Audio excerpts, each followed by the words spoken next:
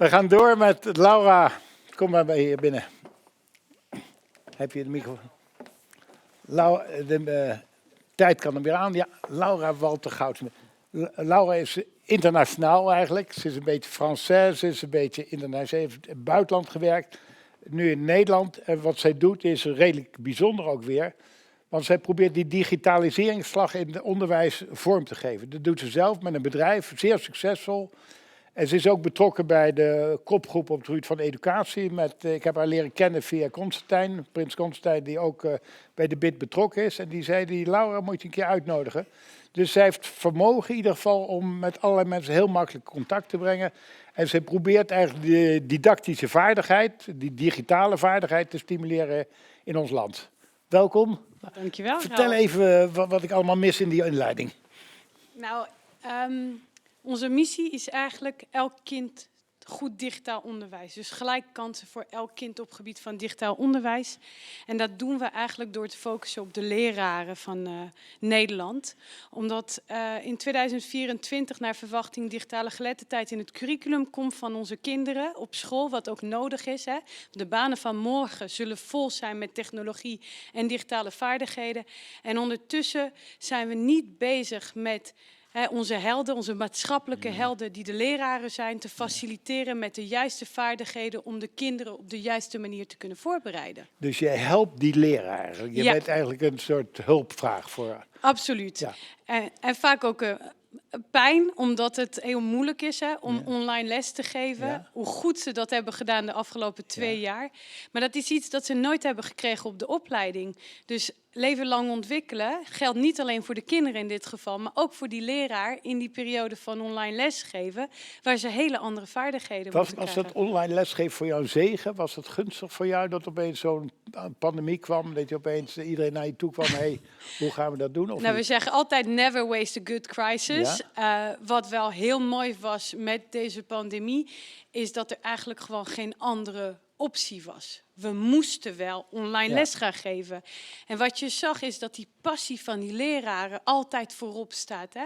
De ontwikkeling van de kinderen voor hun is het meest belangrijk van hun vak. Dus ook al konden ze het niet, hebben ze het wel gedaan. Dus het heeft eigenlijk angst weggehaald. Hè? En als we praten over de positieve kanten van deze pandemie, en ik vind dat er toch ook wel positieve kanten zijn hier in deze pandemie, hebben we eigenlijk gezien dat het hele onderwijslandschap, van leraar tot schoolleiders, tot iedereen die betrokken was in dat proces, eigenlijk gewoon heeft gezegd, we gaan er gewoon voor, we gaan gewoon lesgeven. Dus in die zin was het zeker een zegen. Dat een zegen. Tweede zegen is dat je waarschijnlijk veel meer kennis van buiten Nederland naar het land kan halen. Dat je eigenlijk al zegt, kennis is universeel.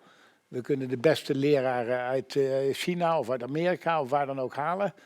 Hoe kijk je daar tegenaan? Ja, ik denk dat lukt dat een beetje? Het lukt wel. Je merkt gewoon dat er meer en meer uitwisseling is. Je merkt ook dat er meer programma's zijn voor leraren om ook buiten ons eigen land te kijken. Nou, ik heb zelf mijn onderwijs in Frankrijk gehad. Heel ander onderwijssysteem die ook nog best wel traditioneel is. Maar als je kijkt op het gebied van tech, die ook echt stappen vooruit maakt. Ook in het onderwijs. Wat je ziet is eigenlijk ook heel duidelijk dat de leraren cross-sector van het primair onderwijs tot aan het mbo eigenlijk in ons eigen land veel meer met elkaar zijn gaan communiceren en gaan delen over hoe geef je eigenlijk goed les met de technologie. En dat vind ik eigenlijk nog het mooiste, dat we ons echt binnen ons mooi land, ook met invloeden van buiten, toch hebben teruggevonden.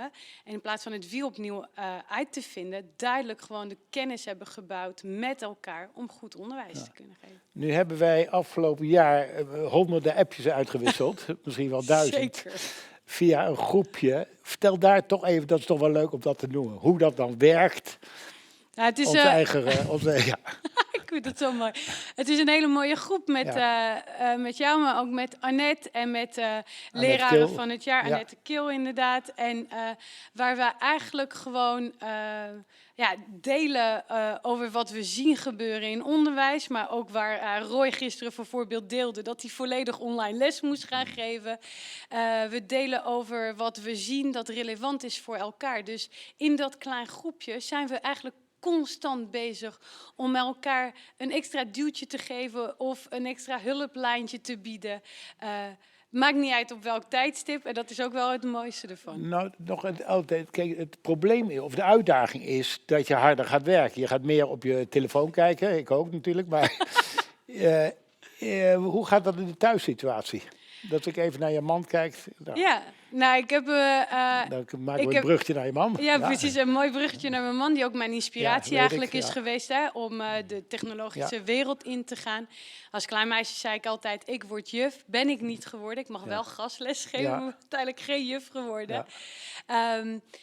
Nou, hij is ook gewoon, hij begrijpt ook wel dat wat ik doe is eigenlijk groter dan het bedrijf EduTrainers runnen. Ja. Hij begrijpt ook heel erg duidelijk dat zijn vrouw op een missie is voor onze kinderen, onze 2 kinderen, Charlotte en Christophe, maar ook heel duidelijk voor elk kind in Nederland. Omdat ik stop pas als ik weet dat elk kind in dit land, en breder, hè, we zijn ook bezig internationaal, goed onderwijs krijgt met behulp van technologie als middel en niet als doel.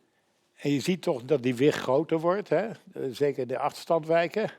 Maak je daar zorgen over?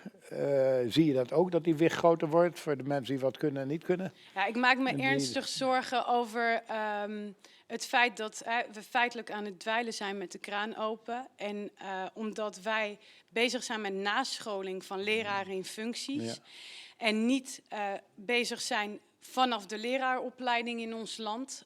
Dus alles wat er instroomt in het onderwijs is niet voorbereid op digitaal didactisch lesgeven. Ja.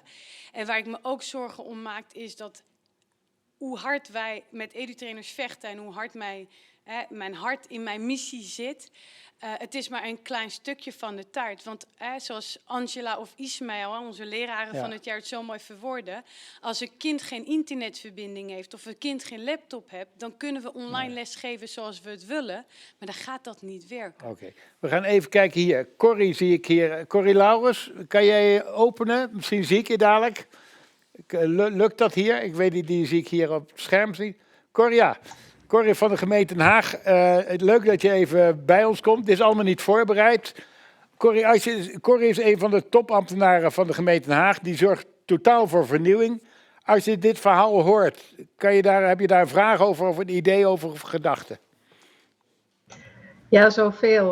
Maar vooral denk ik dat we een partnerschap aangaan. Want als ik even kijk bijvoorbeeld aan een van de wijken waar het in Den Haag slecht mee gaat, Den Haag Zuidwest, dan is juist die vernieuwende agenda op de digitalisering, dat zijn ook de banen van de toekomst. En het investeren in die banen van de toekomst, juist bij kinderen die daar nog eigenlijk heel weinig toegang toe hebben. En precies wat je net al aangaf, dat sprak me heel erg aan. Het begint met ook gewoon die laptop te hebben, met internet te hebben, te zorgen dat ze er ook iets anders mee doen dan het gamen of zoals helaas toch ook in het deel van de stad gebeurt, de telefoon gratis krijgen om als drugsrunner al heel jong aan de slag te gaan. Hè. Dus dan hebben ze wel die mobiele telefoon met heel veel mogelijkheden, maar gebruiken ze voor andere dingen. Dus er valt heel veel te investeren volgens mij juist op dit pad. Oké. Wil jij helpen eventueel? We doen toch een groot project in Den Haag. Er komt vandaag helemaal in de uitzending naar voren. Ook met Mondriaan, met leraar van het jaar. Wil je ook meehelpen? Absoluut. Als partner van de Big Improvement Day doe ik hier graag aan mee. En als de leraren weten wat de technologie kan en moet, kunnen ze ook beter die jongeren, wat Corrie ook zegt, begeleiden om de technologie op de juiste manier in te zetten. Bedankt. Heb je nog een laatste opmerking? Nou, alleen hartelijk dank voor deze mooi moment, Ralf. Laura, dat was fantastisch. Dankjewel. Super. Fijne dag.